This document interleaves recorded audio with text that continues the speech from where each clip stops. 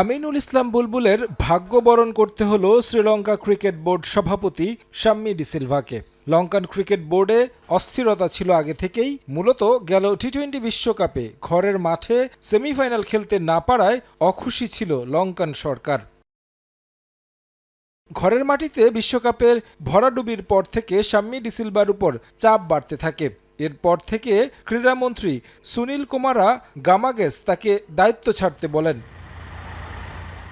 এর আগেও তৎকালীন ক্রীড়ামন্ত্রী রানা সিংহে ক্ষমতা গ্রহণের পর শাম্মী ডিসিলভাকে সরিয়ে একটি অন্তর্বর্তী কমিটি গঠন করেছিল, যার ফলশ্রুতিতে সরকারের হস্তক্ষেপের অভিযোগ এনে আইসিসি থেকে নিষেধাজ্ঞা দেওয়া হয় লঙ্কান বোর্ডের উপর। পরবর্তীতে তাৎক্ষণিক সেই সিদ্ধান্ত থেকে ফিরে এসে আবারও শাম্মী ডিসিলভাকে সভাপতি হিসেবে পুনর্বহাল করা হয়। এবার অবশ্য ভিন্ন পথ অবলম্বন করেছে লঙ্কান ক্রীড়া মন্ত্রণালয়। বর্তমান অবস্থা নিয়ে লম্বা আলোচনা হয়েছে শাম্মীর সঙ্গে। শ্রীলঙ্কার প্রেসিডেন্ট দিশানায়েকে বড় ভূমিকা পালন করেন এখানে। তিনি কথা বলে শাম্মী ডিসিলভাকে পদত্যাগ করতে বলেন। শাম্মী অবশ্য পদত্যাগের সিদ্ধান্ত আগেই নিয়ে রেখেছিলেন।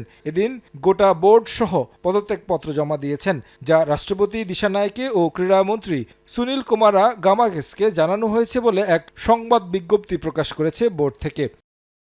এরই মধ্যে ক্রীড়া মন্ত্রণালয় একটি অ্যাডহক কমিটি গঠনের পরিকল্পনা হাতে নিয়েছে, যেখানে শীর্ষ পদ পাওয়ার দৌড়ে সবার আগে এগিয়ে আছেন এরান বিক্রমারত্নে, যিনি ছিলেন সাবেক ক্রীড়াবিদ এবং বর্তমানে রাজনীতিবিদ। আছেন জাতীয় অলিম্পিক কমিটির সাবেক প্রধান সুরেশ সুব্রামানিয়াম, সাবেক বিশ্বকাপ জয়ী ক্রিকেটার রোশান মাহানামার মতো অনেক প্রাক্তন ক্রিকেটার।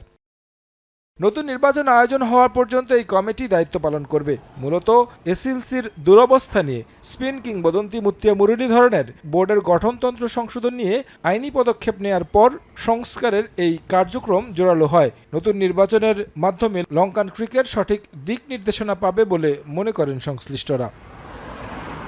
তারেক হাসান শিমুল, সময় সংবাদ।